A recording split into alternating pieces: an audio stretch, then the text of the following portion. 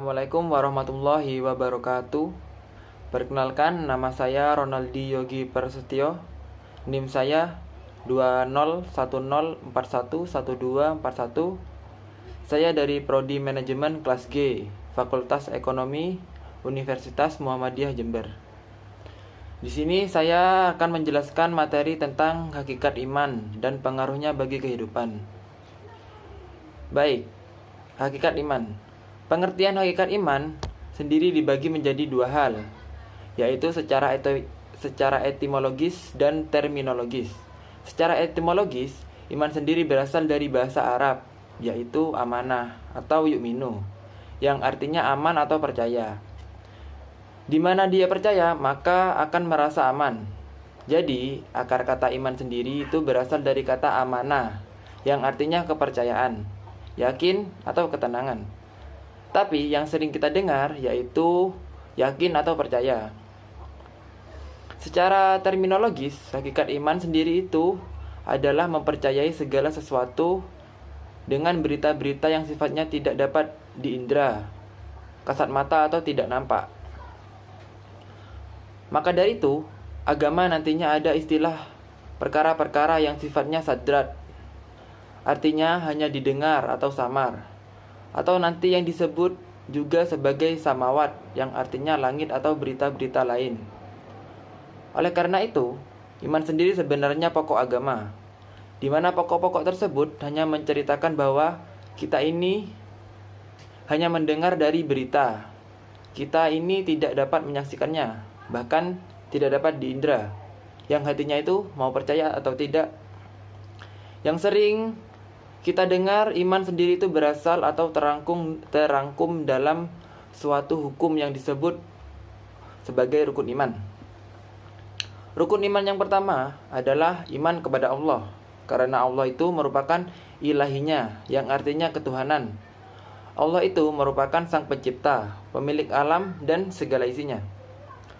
Allah itu landasan utama. Apabila kita telah mempercayai Allah, maka kita akan mempercayai makhluknya, di mana makhluk ini akan menjadi perantara yang ditugaskan sebagai perantara yang diciptakan dari nur, yaitu malaikat.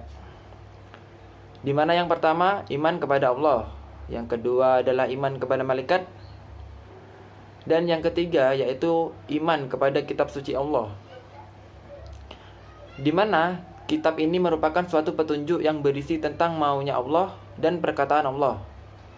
Karena Allah sifatnya serba halus, sedangkan manusia sifatnya serba kasar atau materi, maka Allah memberikan risalah kepada perantaranya, yaitu malaikat. Malaikat memiliki sifat halus. Oleh karena itu, ada manusia terpilih dari Allah yang manusia tersebut memiliki wujud dari malaikat itu sendiri, yang kita sebut Al-Mustafa, yaitu Nabi dan Rasul. Mengapa kita harus mempercayai Nabi dan Rasul?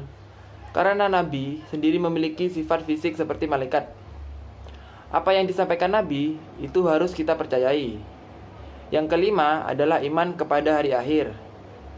Kita harus mempercayai hari akhir, apa yang akan terjadi setelahnya. Yang keenam adalah iman kepada qada dan qadar, yaitu ketentuan dan kepastian, dan mempercayai segala sesuatu yang belum kita ketahui. Hubungan antara iman, ilmu, dan amal. Hubungan ketiga hal ini kita ibaratkan sebagai pohon, di mana akar itu adalah iman. Pohon dan daun kita gambarkan sebagai ilmu, dan buah dari pohon tersebut kita anggap sebagai amal. Ciri-ciri pohon yang besar itu memiliki akar yang kuat. Dari situ iman dan ilmu memiliki suatu hubungan. Ilmu tanpa iman akan kacau. Iman sendiri merupakan suatu landasan. Apabila tidak ada iman, maka tidak ada landasan.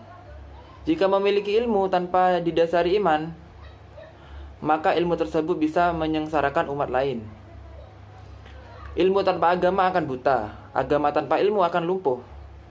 Ilmu itu ada, iman itu kuat, maka buah tersebut akan tumbuh yang disebut sebagai amal usaha. Ketiga hubungan tersebut, yaitu iman, ilmu, dan amal, memiliki hubungan yang sangat dekat. Karena amal tanpa iman itu batal, ilmu tanpa iman itu berbahaya. karakteristik orang beriman. Yang pertama, terdapat hadis Nabi bahwa sebagai hamba Allah, kita tidak boleh berbuat maksiat dan harus menjauhinya. Yang kedua, harus selalu mengingat Allah. Tidak boleh menganggap Allah itu mati. Allah ada dimanapun kita berada. Pembatal keimanan seseorang. Dosa syirik atau menyekutukan Allah adalah dosa yang paling besar. Yang kedua, mempercayai hal-hal yang berbau dukun atau jimat. Yang ketiga, riya atau pamer, terutama dalam hal beribadah. Sekian penjelasan materi hakikat iman dan pengaruhnya terhadap kehidupan. Apabila ada salah kata atau perilaku, saya mohon maaf. Baik, saya akhiri sampai di sini. Wassalamualaikum warahmatullahi wabarakatuh.